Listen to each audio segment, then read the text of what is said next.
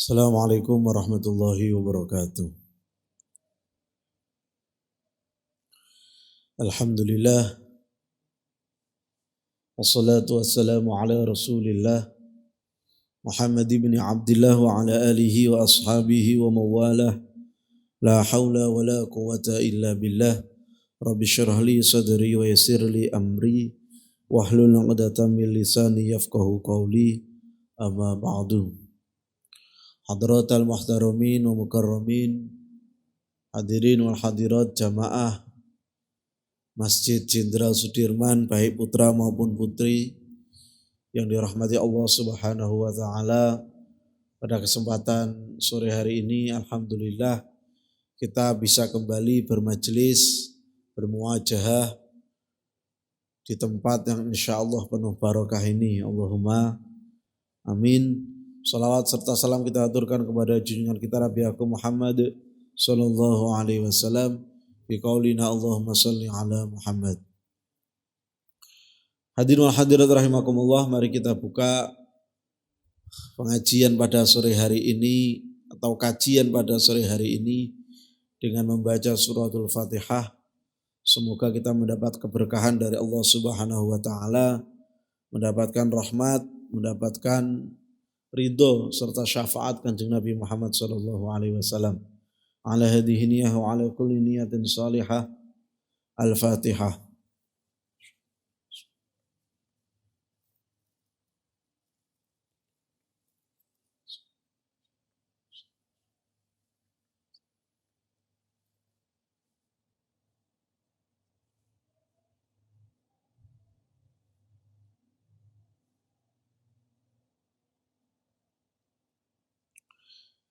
Pada kesempatan sore hari ini kami akan bahas sedikit tentang al-ikhwal puasa, tadi termasuk yang diperbolehkan sekaligus hal-hal yang dilarang ketika puasa. Saya mengambil kitab dari kitab Fathul Qorib ya. Ini tidak terlalu tebal, juga tidak terlalu tipis.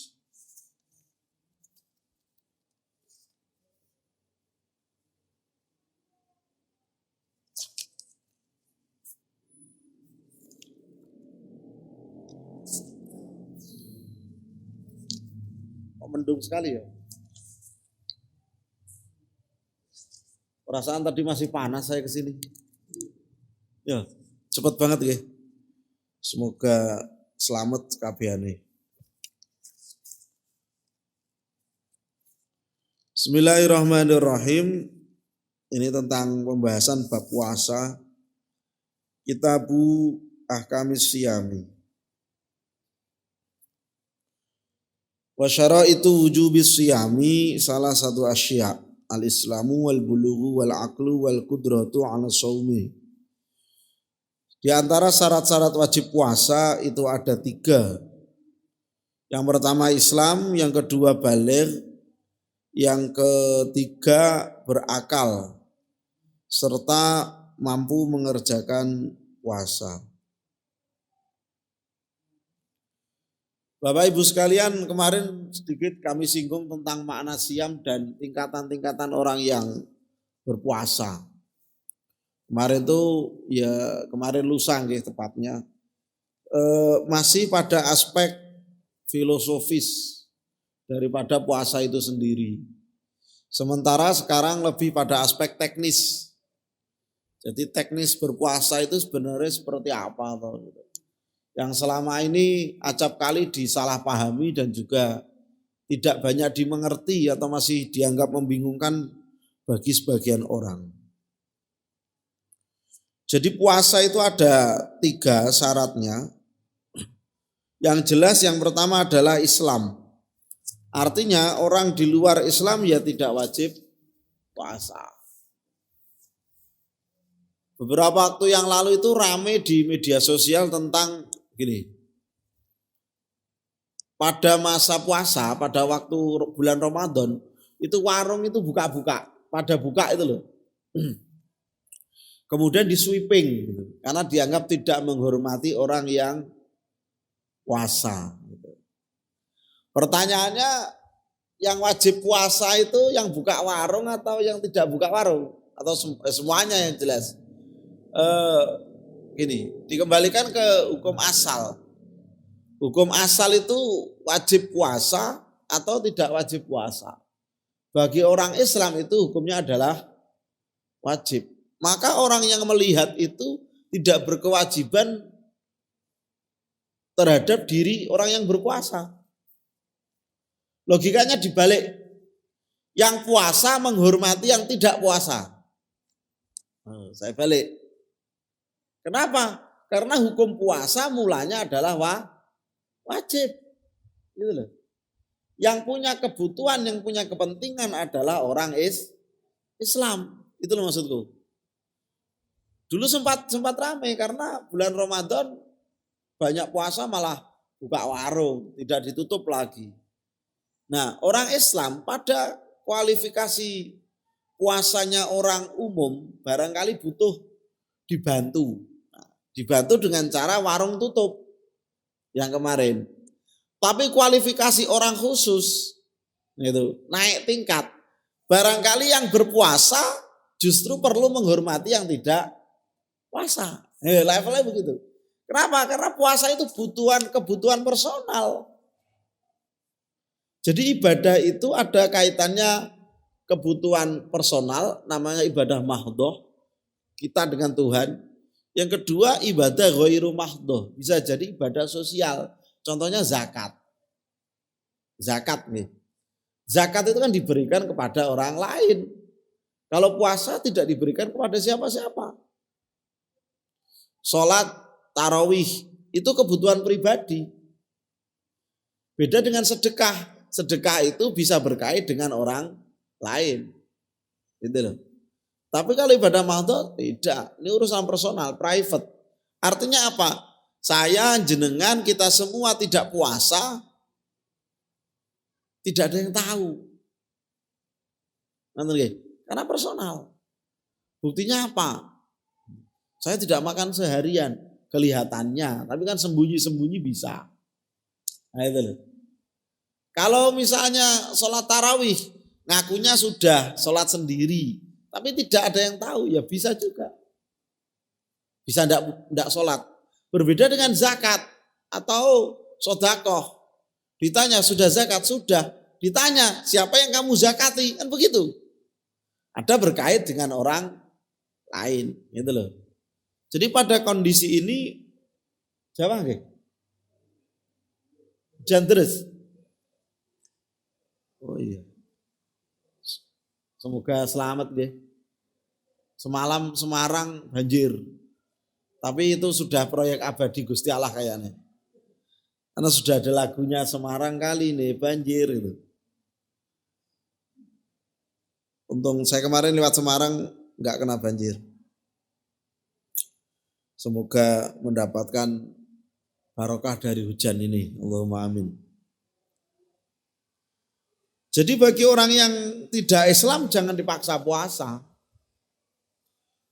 Mungkin di sekolah-sekolah negeri itu berasa banget.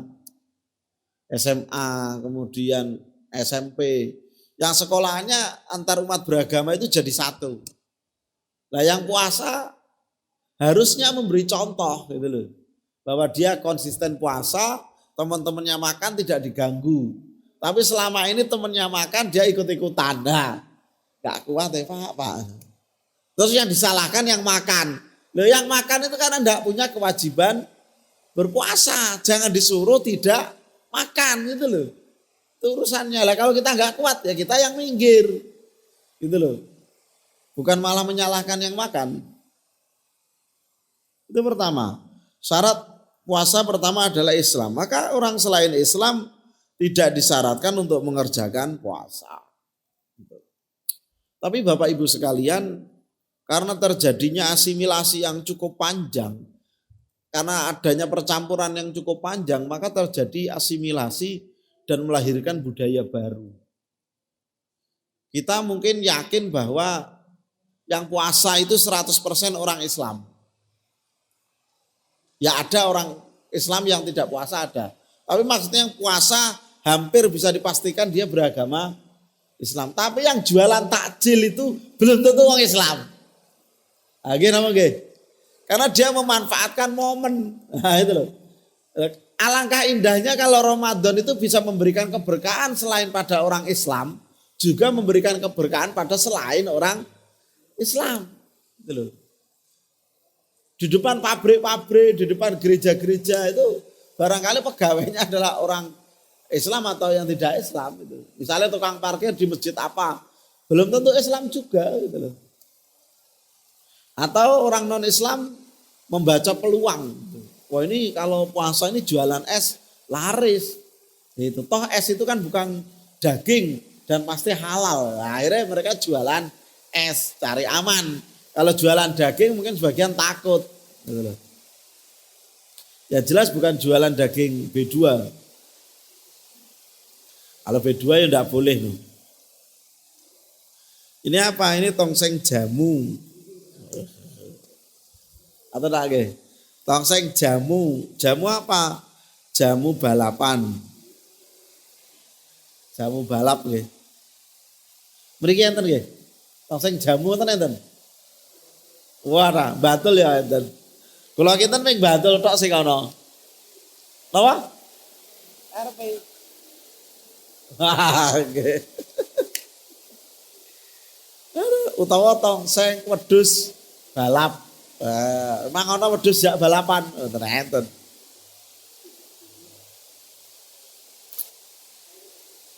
Yang kedua daripada syarat berpuasa adalah balik, akil balik.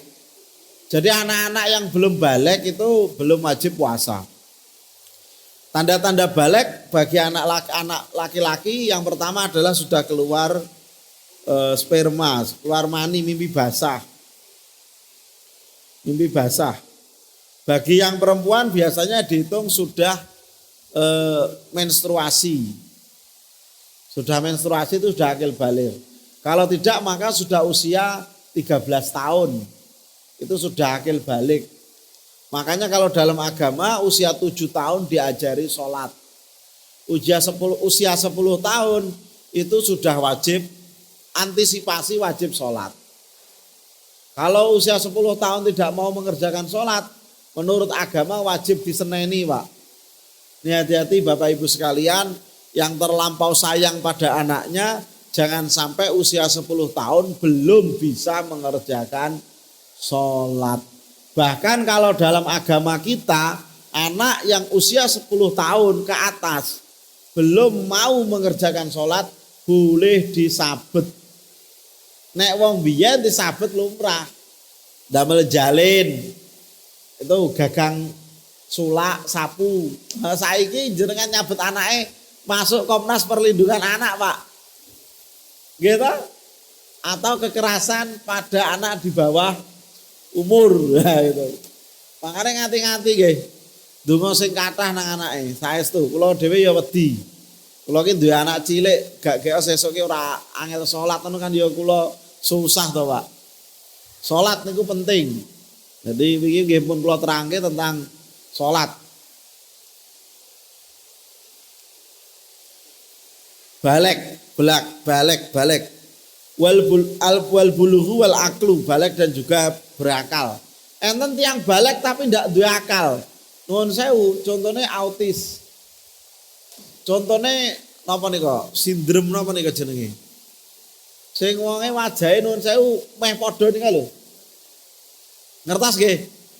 Napa jenenge nika? Titik-titik sindrom ngene jenenge ngoten. Nah itu agak susah. Lah yang kados ngoten niku tidak wajib mengerjakan puasa. Mulane wong edan bebas ki bener. Jadi jenengan nek males poso pilihane ming kalih. Siji ndak kuat, nomor loro edan, nomor 3 tamat riwayatnya. Pilih ndi? Eta edan mboten katut. Edan tenan. Jadi berakal. Mulane cah cilik nika senajan wis ngerti agama. Misalnya SD kelas gangsal, kelas sekawan sudah mengerti kewajiban puasa. Sudah bisa cara puasa, sudah kuat berpuasa tapi belum wajib puasa. Kenapa belum wajib? Karena belum balik. Nggih, napa nggih paham nggih? Makane latihan arek-arek cilik nih kalau lari-lari alit nih kalau latihan puasane dengan puasa beduk. Niku teng kitab mboten enten, teng Quran ya mboten enten, teng hadis ya mboten enten. Niku mung nang Indonesia, Pak. Lho nggih. Ini dalam rangka latihan puasa. Anak kecil jangan langsung disuruh puasa maghrib. Nabi tidak mencontohkan puasa beduk, itu tidak ada contohnya. Puasa beduk itu haram, bid'ah. Puasa beduk itu ngawur, langsung aja puasa maghrib nggak apa-apa. Nanti nggak kuat ya buka di tengah jalan. Nah, jangan begitu. Nanti kalau dewasa dia nggak kuat, sidik-sidik berbuka, sidik-sidik batal. Jadi harus dilatih. Lah kula riyen niku latihan poso, mungkin ana tunggale. Adzan zuhur, Allahu Akbar makan.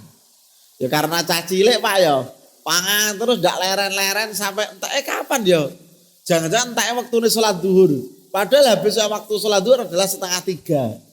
Mangan terus. Kata bapak saya, "Wih, mangan terus jare poso." Kan beduk Pak, waktu beduk belum habis. Ternyata ndak begitu. Jenenge poso-posonan gitu loh. Itu dihitung pahala latihan. Latihan itu ya ono pahalane. Ndak apa-apa anak kecil adzan itu Allahu Akbar. Makan duhur. Nanti anggap aja jam 1 udah puasa lagi sampai jam maghrib. Latihan namanya juga latihan. Dalam rangka menuju 10 tahun bisa mengerjakan puasa. Itu loh. Banyak sekali loh Bapak Ibu sekalian. Sudah jadi artis, sudah jadi pengusaha, sudah jadi pekerja. Dikit-dikit gampang lapar. Akhirnya nggak mau berpuasa. Saya tuh mendengar ceritanya artis dewe. Jadi artis-artis itu banyak yang tidak berpuasa karena bekerja. Karena biasanya makan. Ritme hidupnya kan sampai malam kalau syuting. Saya tahunya ya dari nonton itu diwawancarai. Ini kalau puasanya bolong-bolong gitu. Kayaknya untuk artis itu puasa genep 30 hari itu bangga banget ya. Kayak semacam sudah mengerjakan haji dan umroh 5 kali bagi kita. Kayak bangga banget ya. Alhamdulillah aku puasa kemarin itu 30 hari penuh loh. Itu diomongin kemana-mana. Ya enggak apa-apa levelnya artis ya. Nah awalnya dewe levelnya fuqara wal masakin biasa lapar. Jadi santai aja. Jadi puasa sama ndak itu ya nggak begitu banyak bedanya. Gitu. Bahkan yang agak susah itu indikator begini Bapak Ibu sekalian. Saya pernah ditanya berkali-kali begini. Bagaimana kalau seseorang itu berpuasa tetapi nafsu makannya malah agresif. Takjil, kolak, es, opor, terus itu buah. Terus makanan pembuka, makanan penutup, jajan. Itu sekali makan kalau dikalkulasi tidak kurang 50.000. Padahal hari-hari biasa cuma 30.000. Oh, kita ini piye itu? Nek wong desa, puasa itu momen yang tepat untuk berhemat. Tapi di kota Pak, itu bakul-bakul takjil itu bertebaran menggoda iman. Bagi mahasiswa, para pencari takjil, dari satu masjid ke masjid yang lain. Yang tidak, wah itu bisa pemborosan massal loh Pak. Kenapa kemudian harga beras ketika puasa itu justru malah naik? Karena permintaan meningkat, itu hukum ekonomi. Padahal kalau dipikir dari yang makan 3 kali menjadi makan 2 kali. Harusnya permintaan beras menurun. Loh, kenapa nggih? Permintaan tepung meningkat. Kenapa? Karena masing-masing rumah pengen punya kue. Akhirnya harganya naik. Ayo coba. Misalnya masjid jamaah Masjid Jenderal Sudirman. Kemarin saya sampaikan. Selama puasa makan tetap 2 kali. Tidak boleh seperti biasanya 3 kali. Takjil standar. Beli baju jangan mepet. Saya kira enggak turun juga. Permintaannya enggak turun. Karena cuma sak masjid tok. Misalnya satu kecamatan lah itu mungkin bisa pengaruh. Beras di sini nggak laku karena masing-masing puasa. Orang berlomba-lomba bikin takjil karena pengen sedekah, itu bagus sekali. Tetapi pengelolaan takjil harus benar. Kalau turah-turah nanti dosa malah. Gitu loh. Terjadi israf atau boros. Jadi yang kedua itu berakal. Yang ketiga al-qudrah ala shaum, mampu mengerjakan puasa. Yang tidak mampu pilihannya cuma 3. 1 anak-anak. Nah, yang kedua orang tua hampir mati. Yang ketiga orang yang sudah mati. Oh, jenengan mau yang mana? Tuh. Kalau tidak merasa ketiganya ya maka kerjakanlah puasa. Kan begitu. Saya imannya belum kuat jadi belum bisa puasa. Ndak ono kaitane. Iman itu urusan hati, ini urusan teknis. Gak apa-apa iman kamu masih lemah, yang penting gak makan ya seharian. Iman saya lemah, aku ngelihat teman makan itu pengen. Itu bukan iman, itu kemaruk. Greges. Hati-hati Bapak Ibu sekalian. Saking berlimpahnya makanan di bulan Ramadan, kita tidak kurus karena puasa, tapi malah melemu. Alias menggemuk kayak saya ini. Makanan los, kemana-mana diajak makan, kemana-mana diajak makan. Ternyata Bapak Ibu sekalian, kalau orang fuqara wal masakin itu penyakitnya karena kurang makan, stunting. Ustadz itu penyakitnya diabetes. Karena kakean makan. Pindah kana tongseng, pindah sana gulai, pindah sana ayam goreng, pindah sana sate, pindah sana opor, pindah sana mempercepat kematian. Kalau jenengan sayang sama ustadz, jangan disuguh tongseng, daging dan seterusnya. Cukup godong, tapi ya godong gedang. Ya sayur bayam, sayur kangkung, kates. Di kota agak susah ya gelek godong kates. Gitu. Kira-kira itu. Loh kok kayak gini, biar ustadz gak cepet mati. Gitu. Wah, bahaya Pak. Saya tuh mendengar teman-teman saya yang di atas saya 5 tahun itu sudah tamat ya riwayatnya. Simbah saya itu 96 tahun masih naik turun gunung. 96 tahun itu masih jalan, pendengarannya normal. Mungkin ngobrolnya agak kacau. Ngobrol kadang etan, kadang ulon. Tapi sama orang itu masih ingat betul, matanya normal. Mata saya simbah saya enggak. Kuncinya cuma 1, enggak pernah makan nasi. Sudah kira-kira 40 tahun. Sakti ya. Jalan ke sana ke sini. Tatanya, "Mbah ndak nyoblos." "Pak, aku serati kepentingan." Ya sudah. Ndak diundang, ndak. Wingi arep dijaluk ke surat suara aku moh. Nyapo nyoblos. Wis ke zaman Pak Harto, Bung Karno, Pak Harto sampai sekarang, Pak. Zaman Pak Harto ditangkap polisi karena magang ngaku jadi presiden, Pak. Jadi kemana-mana promosi saya mau jadi presiden, ditangkap Dandim. Lucu ya zaman Pak Harto, Pak. Siapa sih berani nyanyi Pak Harto? Bismillahirrahmanirrahim. Jadi mampu mengerjakan puasa. Itu penting, itu penting. Bismillahirrahmanirrahim. Wa faraidus shaumi arba'ah. Kewajiban puasa ada 4.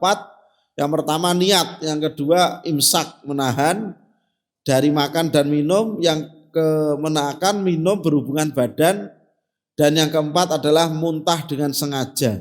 Itu tidak boleh. Itu kewajibannya. Jadi gini-gini. Puasa itu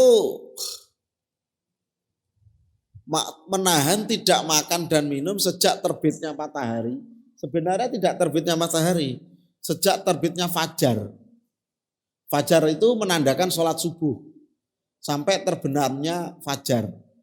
Itu menandakan sholat maghrib. Nah, beberapa waktu yang lalu ada polemik begini. Misal sahur jam 4. Jam 4 lebih 5 menit itu adzan subuh. Ini misal oke. Jam 4 lebih 5 menit itu sudah adzan subuh. Jam 4 itu bunyi tarhim. Saya tidak tahu di sini ada tarhim enggak? Salatu wassalamu alaik itu. Ya imam al-mujahidin, imsak itu loh. Imsak, Bapak Ibu sekalian iki sampun imsak. Ngeten desa ngoten. Imsak imsak gitu. Itu jam 4 gitu. Lah, imsak itu juga sekarang dipermasalahkan karena tidak ada tuntunannya. Imsak itu artinya menahan, itu istilah yang dipakai di Indonesia saja. Imsak itu mengingatkan warga sekitar agar berhenti untuk makan minum, jeda. Jadi jam 4 imsak, jam 4:05 itu sudah adzan subuh. Sebenarnya imsak sampai katakan 4:02 itu masih boleh makan. Kenapa? Karena itu belum masuk waktu subuh, masih imsak. Imsak itu luar biasa. Itu hanya ada di Indonesia. Mengingatkan sebentar lagi waktunya sudah masuk subuh agar kita berhenti makan. Nah, kemarin itu diumumkan kalau misalnya kita makan pada waktu imsak ternyata mendengar adzan, silakan dihabiskan makannya, itu enggak apa-apa. Batal, Pak. Saya baca di TV ada yang menyampaikan seperti itu. Itu fikihnya masih mentah, Pak. Enggak bisa itu. Batal itu. Jadi kalau sudah adzan harus segera berhenti. Makanya ada namanya waktunya waktu imsak. Ada yang udut. Wah, 2 menit iki. Ya ono ngono iki. Delok ora 30 detik. Ono wong ngene. Arepe diayal ki ya wong pinter. Jadi waktu antara imsak dengan subuh itu namanya waktu ikhtiyat. Ikhtiyat itu hati. Itu loh. Jadi ngambil jeda seperti itu. Makanya di kalender Indonesia sekalian disampaikan waktu imsak. Kenapa? Karena kebutuhan masyarakat. Itu pun masih banyak yang pakai speaker karena simbah-simbah tidak bisa ngerti jam. Gitu nggih. Patokannya kalau di kampung-kampung itu bukan jam loh. Jam berapa ya imsaknya? Enggak ada. Patokannya ya Mbah Kaum sahur itu. Mbah Kaum, sahur, bangun. Nah, wis imsak kurung ya? Bukan jam piro? Enggak, sudah imsak belum? Belum, Mbah Kaum belum teriak-teriak lagi ya. Imsak gitu. Hadirin wal hadirat rahimakumullah, itu namanya imsak. Nah, sementara niat itu di dalam hati. Jadi sebenarnya niat setelah sholat tarawih itu tidak wajib. Ya enggak apa-apa gitu. Niat setelah sholat isya itu sudah boleh. Afdolnya setelah jam 12 malam. Afdolnya. Nawaitu shauma ghadin. Tidak harus lafadz itu. Misalnya gini. Nah udah niat. Tidak apa. Namanya juga niat di dalam hati. Tetapi karena anak-anak, karena kita jarang sekolah, tidak memahami agama secara mendalam, kita paham agama secara sederhana, ya sudah lafadz itu dihafalkan, itu sudah cukup. Nonton nggih? Jadi nawaitu shauma ghadin itu sudah cukup. Anak-anak ditanya, tahu niat puasa? Niat puasa di mana? Di hati. Oke, kita masing-masing silakan berniat di dalam hati. Cah cilik bingung, lafadznya gimana? Terserah kamu, repot gitu. Makanya diajari talafut, itu namanya pedagogi. Orang-orang sarjana pendidikan pasti paham itu. Pasti paham. Mengajari anak itu begitu. Adik belajar dzikir ya, gimana dzikir lafadznya? Ya pokoknya dzikir, kan repot. Belajar baca sholawat ya, sholawatnya gimana ya bunyinya? Pokoknya sholawat, Nabi tidak ada membakukan, pokoknya sholawat terserah. Ya bingung anak kecil. Pas diajari bacanya shollallahu ala Muhammad, Allahumma sholli ala Sayyidina Muhammad, diprotes. Kok begitu? Nabi itu enggak begitu, lah repot meneh. Jadi pelajaran pedagogi itu perlu untuk memahamkan bahwa agama ini tidak rumit. Nah niat itu kalau sudah subuh kelewat, itu kalau belum niat maka tidak sah puasanya. Batal puasanya. Dan dia tetap wajib mengganti puasa. Ini bedanya puasa wajib dengan puasa sunnah. Dengan puasa Senin Kemis. Setelah subuh belum niat, belum makan, belum niat, belum makan, belum minum. Niatnya apa? Belum makan, belum minum, terus ke sekolah. Pengen puasa, itu boleh. Sah, dapat pahala puasa sunnah. Tapi puasa wajib dan puasa nadar tidak. Dia harus sebelum subuh. Makanya dalam rangka mengingatkan agar tidak lupa, setelah tarawih niat bersama-sama. Bahkan dalam mazhab Maliki disebutkan ada niat berpuasa 1 bulan penuh. Jadi kalau kita lupa, kita sudah niat di tanggal 1 Ramadan. Saya biasanya begitu Bapak Ibu sekalian. Jadi niat itu dari awal nawaitu shauma ghadin dan nawaitu shauma syahrin. Aku niat puasa sebulan penuh. Jadi kalau besok lupa itu sudah otomatis katut. Bisa dipahami? Jadi mulai nanti malam jenengan sudah niat saya berniat puasa 1 bulan penuh. Bisa dipahami? Baru kemudian niat harian nawaitu shauma ghadin an adai fardhi syahri dan seterusnya. Itu niat.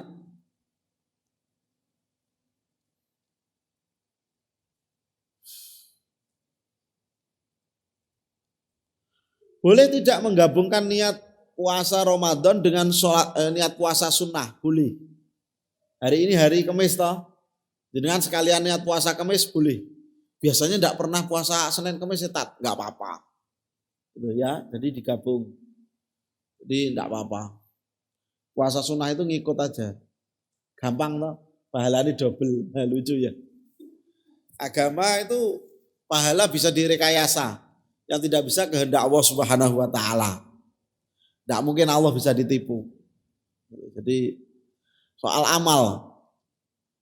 Nah, ada cerita menarik keterangan dari kitab Hikam.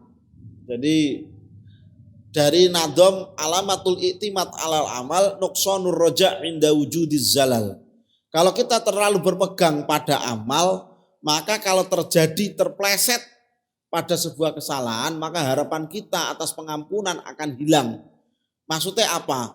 Kita terjebak pada amal. Bahwa kalau amal kita itu banyak pasti masuk surga. Itu terjebak pada namanya amal.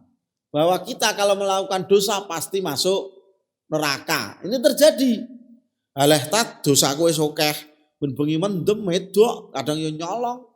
Wis ben aku mlebu neraka wae ora apa-apa. Lho itu ndak boleh. Gitu. Seakan-akan ngamal itu memastikan kita masuk neraka. Ndak boleh. Bisa dipaham nggih? Jadi iktimat alal amal. Sama ketika kita merasa bahwa puasa Senin Kamis itu pasti banyak pahalanya. Pasti masuk surga. Belum tentu. Kalkulasi bisa direkayasa, tapi kehendak Allah tidak bisa direkayasa. Ini biasanya ngomong zakat itu loh. Ngomong zakat itu kurang 1 hari setahun, uangnya disodakohkan atau dipecah. Nggak jadi zakat nih gitu. Karena nggak masuk nisab. Itu boleh. Tapi Allah tidak bisa direkayasa. Dipecah separuh kobong, harus selesai. Separuh bangkrut, selesai hidup kita. Jadi tidak boleh makan taman niat. Yang kedua menahan diri dari makan, minum dan berhubungan suami istri. Jadi selama berbulan puasa tidak boleh hubungan layaknya suami istri. Siang, kalau malam monggo kerso. Nah orang sebodoh-bodohnya orang itu nikah di bulan puasa. Itu goblok. Nah piye lho Pak? Puasa loh, ini nikah ini diantara tujuannya adalah memenuhi hasrat birahi. Lah kok disuruh nahan, bahaya no. Jadi segoblok-gobloknya pemuda adalah nikah ketika bulan puasa. Piye jalan lho. Tapi malam boleh. Kalau terjadi bagaimana? Terjadi terlanjur, sedang berapi-api gitu kan. Gitu. Terus siang-siang mendatangi istrinya atau istrinya mendatangi suaminya. Terlanjur, wah bahaya nih. Maka dia dikenakan denda, boleh milih 3. Ini takhir itu milih. Tidak urut, enggak apa-apa, milih boleh. 1 itqu raqabah, memerdekakan budak. Sekarang nggak ada budak toh, berarti lewat. Yang kedua, saumu syahraini mutatabi'ain. Puasa 2 bulan berturut-turut. Kuat enggak? 2 bulan berturut-turut loh. 60 hari loh, enggak boleh godang. Dapat 30, 31 tiba-tiba batal, mengulang dari awal. Kuat. Buat yang fuqara masakin enggak apa-apa, kuat mungkin. Daripada memerdekakan budak mahal, atau yang ketiga memberi makan fakir miskin 60. It'amu sittina miskinan, memberi makan, memberi takjil lah, itu nasi kotak sebanyak 60 fakir miskin. Kalau satu nasi kotak 20.000 ya paling berapa? 1.200.000, murah itu. Lebih murah daripada memerdekakan budak, lebih mudah daripada harus puasa 60 hari. Gimana? Sanggup? Hati-hati loh nggih. Jangan sampai terpleset ke lubang yang tidak tepat. Bahaya. Bapak Ibu sekalian, ada cerita begini. Pada masa Khalifah Harun ar-Rasyid kalau tidak salah, ada seorang bernama Abdurrahman bin Mahdi. Namanya saya gak lupa namanya. Jadi ada seseorang yang mengadu pada Khalifah Harun ar-Rasyid kalau tidak salah, menyampaikan pada salah seorang ulama. Dia ngomong bahwa dia mengumpuli istrinya atau budaknya ketika siang-siang puasa. Ulamanya marah. Anda ini khalifah kok memberi contoh yang tidak baik. Gitu. Didenda. Apa dendanya? Katanya ben kapok. Gitu kan. Harus puasa berapa? 2 bulan. Karena ben kapok. Kenapa? Karena dulu perbudakan masih diperbolehkan, Pak. Perbudakan masih ada. Artinya apa? Kalau budaknya 50, ya setiap hari kurang ajar itu nanti. Enggak tobat-tobat. Waktunya puasa malah ngumpulin budaknya. Terus dia didenda, ngasih makan fakir miskin. Dia kaya kok, enak sekali. Besok kayak gitu lagi, denda lagi gitu. Akhirnya biar kapok disuruh puasa 60 berturut-turut. Tapi Pak, itu ulama yang seperti itu dimarahi ulama yang lain. Kenapa? Karena tujuan syariat menerapkan denda tadi agar perbudakan habis. Apa artinya? Artinya yang paling utama adalah memerdekakan budak. Bayangkan kalau khalifah tadi itu setiap hari melakukan hal tersebut selama 30 hari, maka 30 budak merdeka. Tapi kalau di ben kapok, kalau kapok urusan pribadi, kalau memerdekakan budak manfaatnya untuk orang lain. Itu contoh cerita pertama. Cerita yang kedua, suatu ketika ini hadis. Nabi Muhammad SAW didatangi sahabat. Dia cerita, ya Nabi saya berbuat dosa. Loh kenapa? Aku mengumpuli istriku siang-siang. Kata Nabi, waduh, gimana ini? Ya itu kira-kira gitu. Saya disuruh ngapain Nabi? Kata orang tersebut begini, kata Nabi begini. Ya sudah, kamu itku rokobah, memerdekakan budak. Kata orang tersebut, ya doh, hidup saya itu loh sudah seperti budak. Miskin saya ini, kata orang tersebut. Kata Nabi, waduh lah piye gitu. Ya sudah, pilihan yang kedua apa? Memberi puasa 2 bulan berturut-turut. Duh Nabi, saya itu puasa sehari 2 hari aja udah mau mati kok. Disuruh 2 bulan berturut-turut. Ya, kata Nabi. Bingung lagi Nabi. Ini cerita sahih. Dalam Bukhari ada. Ini hadis sahih. Serius. Nabi bingung. Terus piye iki? Di umat tak koyo ngene iki. Kira-kira gitu. Lah terus gimana? Ya sudah, kamu ngasih makan fakir miskin 60. Kata orang tersebut. Saya itu masuk kategori fakir miskin. Gitu loh. Kok ngasih 60 makan orang gitu. 60 orang makan. Nabi gedek-gedek. Ya itu iki wong ki. Kira-kira gitu. Akhirnya Nabi jengkel. Masuk ke dalam rumah. Ngambil 1 kantong kurma. Katanya, Kamu kasihkan ke fakir miskin untuk tebusanmu. Tebusanmu tadi itu loh melakukan kesalahan. Kata orang tersebut apa? Ana afqarun nas fi Makkah. Saya ini orang paling fakir di Mekah. Tidak ada yang lebih miskin dari saya. Kata Nabi, wis gore mulai panen dewe. Kira-kira gitu. Ini saya. Artinya apa? Hukum itu tidak kaku. Bisa dipahami. Tapi aja kemudian merasa aku paling fakir. Melakukan kesalahan yang sama. Gitu nggak bisa. Ini orang nggak paham. Dan dia orang yang mau belajar tentang agama. Karena nanya kepada Kanjeng Nabi. Ya ini dibawa pulang Pak. Lumayan nggak jadi didenda malah disangoni. Hadirul hadirat rahimakumullah. Yaitu agamanya kayak gitu. Santai aja nih. Jadi jangan berhubungan suami istri selama siang bulan puasa. Denda. Yang ke berapa tadi? Keempat adalah muntah dengan sengaja, itu tidak boleh. Misalnya mual-mual, dirijinya jarinya dimasukkan supaya muntah sekalian, batal, puasanya batal. Atau puasanya batal. Jadi jangan seperti itu. Nah untuk gitu. Kalau tidak disengaja ya tidak apa-apa. Misalnya lewat di tempat pembuangan sampah tiba-tiba mual muntah, tidak apa-apa. Nah muntah-muntah hamil ya tidak apa-apa selama tidak dimasuk-masukkan. Nah, kalau di rogo-rogo ya batal juga. Hadirin hadirat rahimakumullah. Saya lanjutkan. Waladhi yuftiru bihi as-shaimu waladhi yuftiru as-shaima asyrata asya'a. Yang membatalkan puasa ada 10.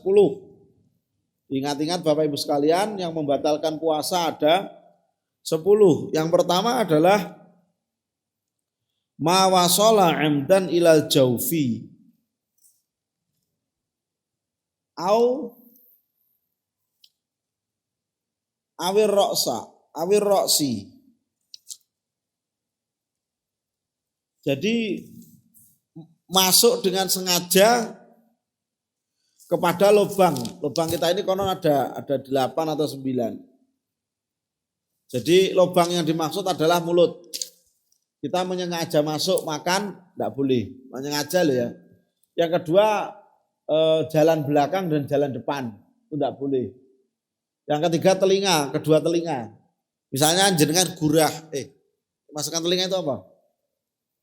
Tidak ada ya. Gurah itu hidung ya. Hidung itu disontek itu loh. Itu tidak boleh itu. Jadi gurah-gurah ketika puasa gurah membatalkan puasa.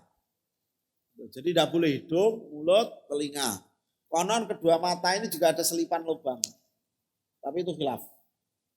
Artinya boleh nggak misalnya disontek kenyang. Gitu kan ada ya. Suplemen disuntik itu biar kenyang. Nah itu khilaf ulama wal jumhur memperbolehkan. Memperbolehkan itu dalam pengertian ya dalam kondisi yang diperlukan. Kalau enggak ya enggak boleh. Kalau enggak jenengan orang kaya sontak biar kenyang terus gitu kan. Ya kok enak sekali gitu ya. Jadi yang tidak diperbolehkan adalah melalui lubang. Itu. Oke.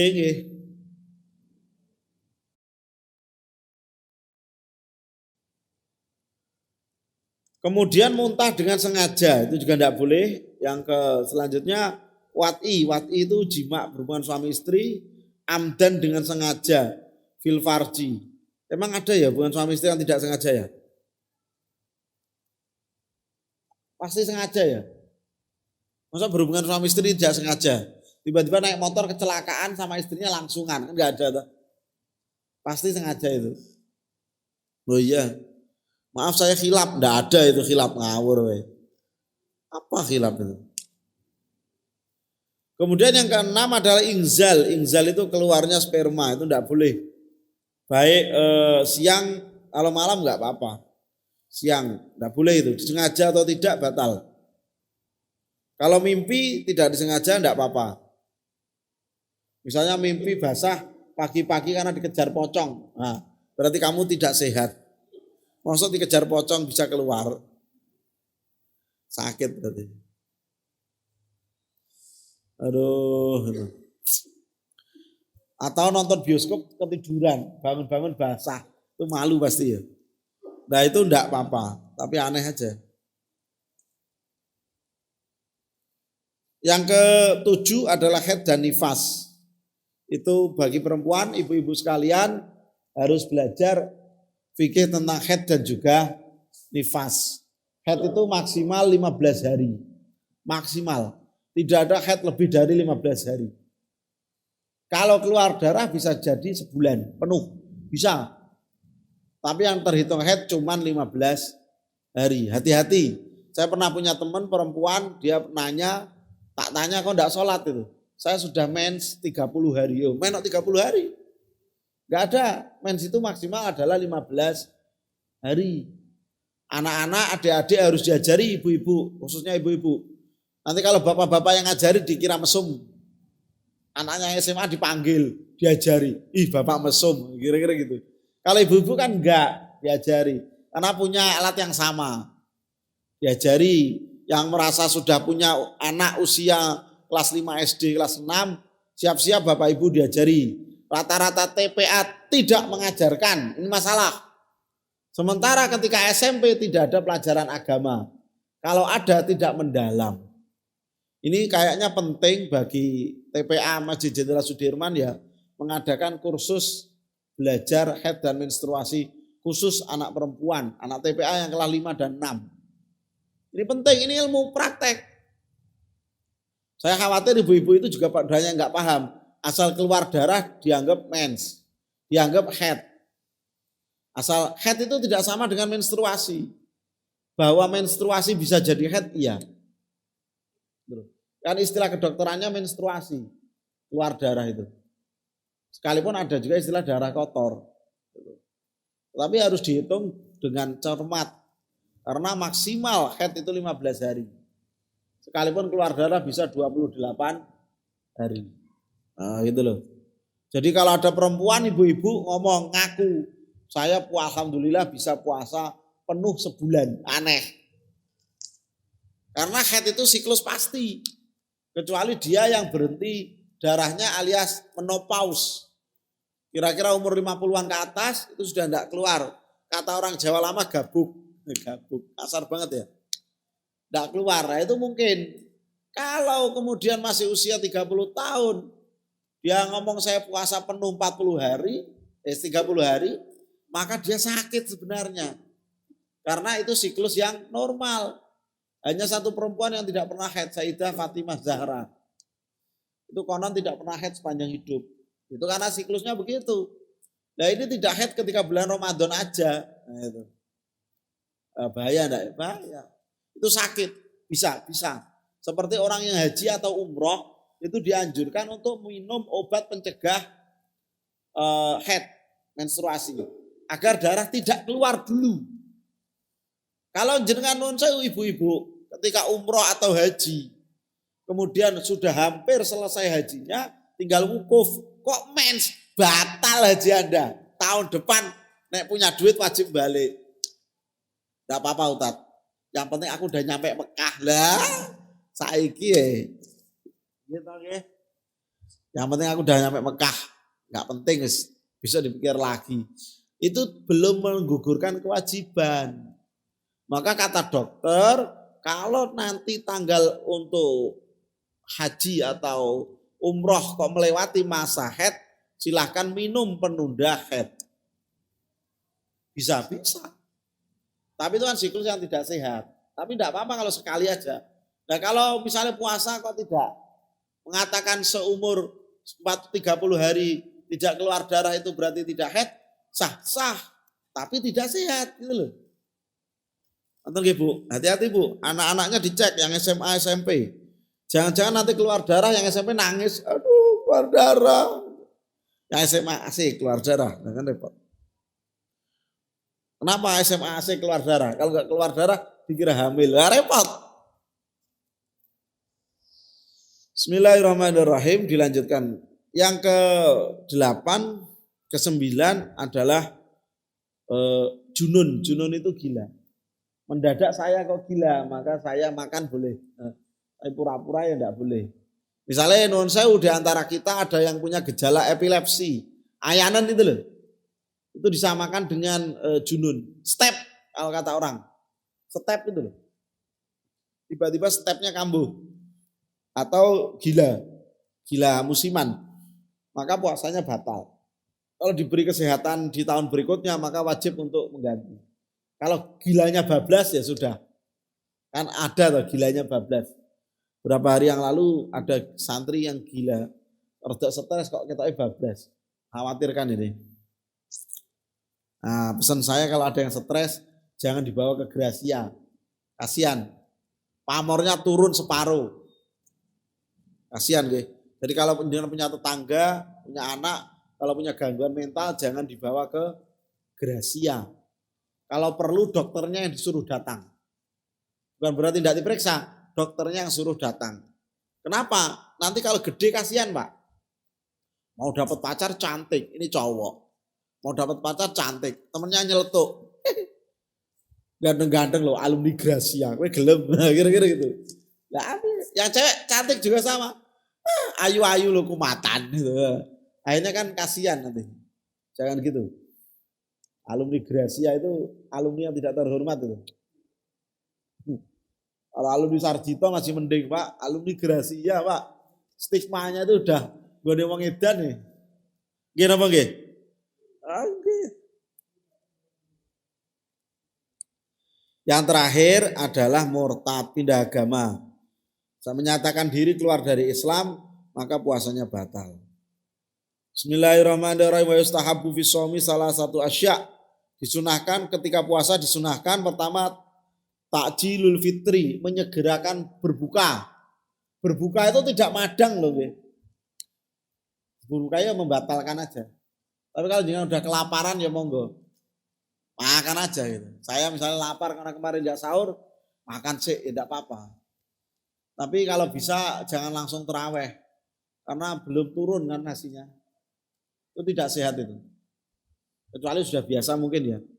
Ibarat mesin itu sudah biasa pagi-pagi langsung diblayer. Paling nunggu 4 tahun, 7 tahun mati. Dipaksa soalnya. Jadi sudah benar disediakan takjil di depan, di belakang ya. Kalau di depan nanti ngiling-ngiling terus. Nah, itu makruh. Nah, kalau di belakang boleh, taruh di belakang. Dilirik sate. Itu sate tak ya.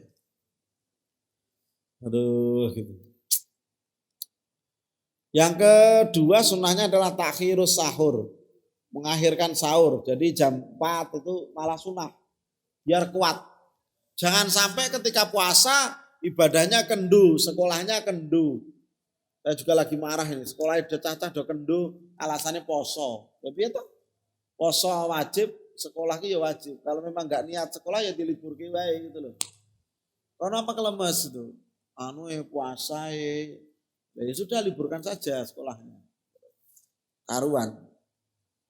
Nah negara kita sebagian dulu pernah libur pada masa Gus Dur kayaknya ya.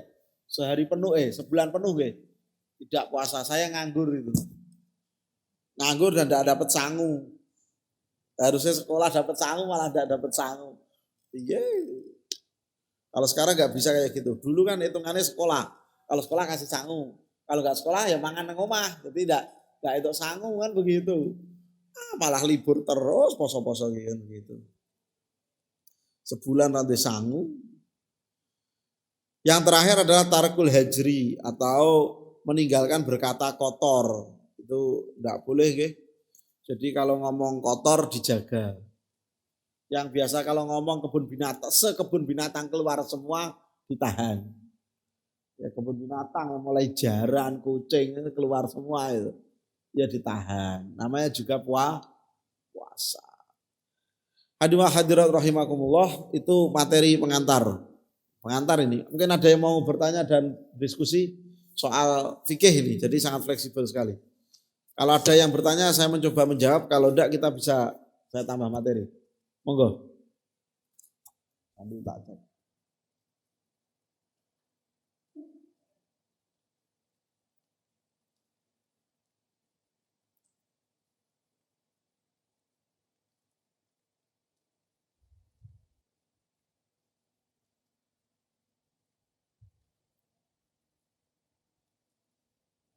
Oke, kalau nggak ada saya lanjutkan sedikit. Bapak Ibu sekalian, bagi yang sudah uzur, usianya sudah lanjut, itu boleh tidak berpuasa diganti membayar fidyah. Fidyah itu 1 mud, sekitar 6 on. Jadi fidyah mud itu bukan berat. Awas, mud itu bukan berat gram, tetapi volume. Saya ulangi, tetapi apa? Volume. Volume itu isi. Maka kalau dulu diibaratkan mud itu caruan orang.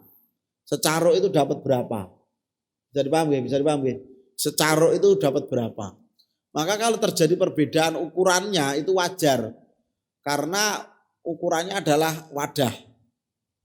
Yang dulu itu ya wadah mud itu 1 caruk orang Arab. Jadi kalau beras diambil begini. Zakat itu 4 mud. Jadi 6 kali 4. 2,4 ya 24 toh. 2,4 kilo. Ada yang menghitung itu 2,7. Kenapa? Karena perbedaan mud tadi. Maka di Indonesia untuk mengambil jalan tengah dan adanya timbangan dan males ngitung 2,5 kilo. Dan agak pelit, jadi 2,5 kilo. Yang bagus itu 2,7. Yang afdol 3 kilo. Sisanya sedekah. Setahun sekali Pak.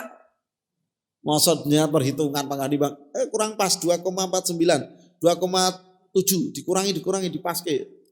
Iya, pelit banget. Itu dalam rangka mensucikan diri kok.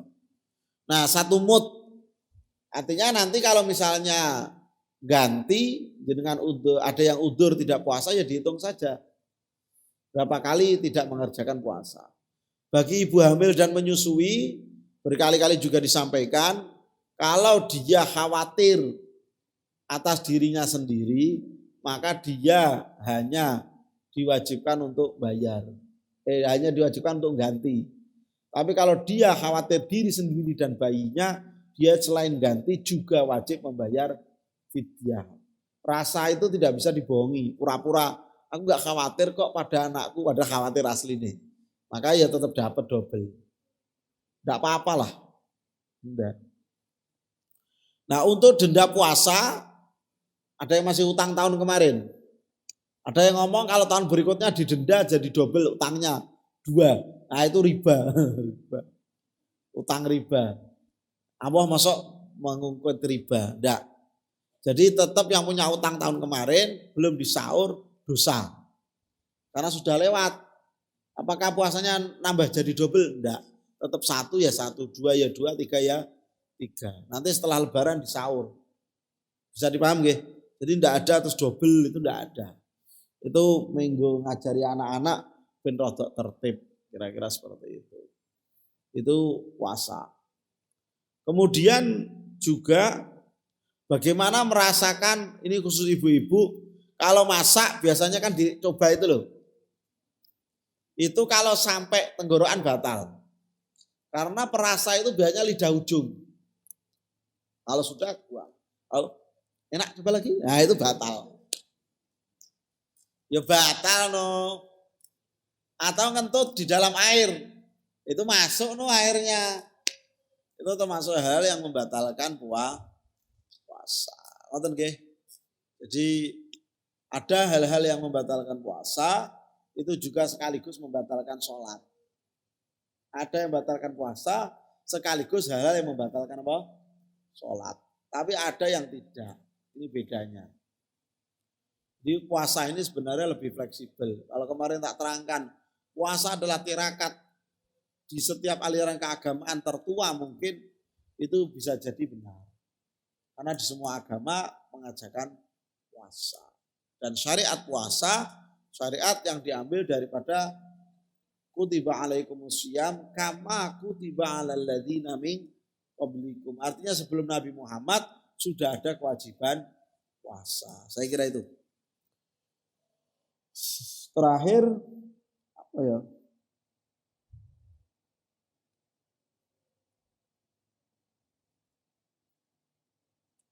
Untuk hal-hal yang disunahkan, ya banyak sekali. Yang diperbolehkan ya berbuat amal baik itu pasti boleh.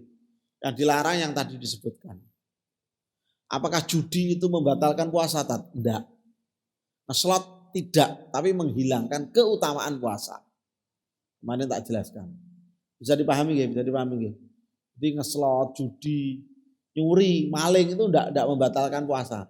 Seperti sholat pakai air curian atau pakai baju curian. Sholatnya tidak sah, tapi tetap dosa. Kira-kira itu. Dan dia pakai baju orang ya. Kira-kira begitu yang dapat kami sampaikan. Kurang lebihnya mohon maaf. Kurang berapa menit Mas? 2 menit. Tak cukup ke. Semoga kajian pada sore hari ini bisa bermanfaat. Maslahah fid dini wa dunya hatal akhirah. Allahumma amin. Kalau ada yang mau ditanyakan waktu di luar kajian seperti ini dipersilahkan. Baik melalui datang langsung pas saya di sini atau lewat WA atau tanya ke takmir terus titip pesan ke saya boleh. Semoga ini dalam rangka berbagi. Saya juga tidak pintar-pintar amat. Jadi biar saya belajar, biasanya belajar karena dikasih pertanyaan. Saya mikir, kalau saya nggak dikasih pertanyaan ya saya nganggur. Nanti otak saya mahal karena jarang dipakai. Pun kurang lebihnya mohon maaf, mari kita tutup dengan doa kafaratul majelis.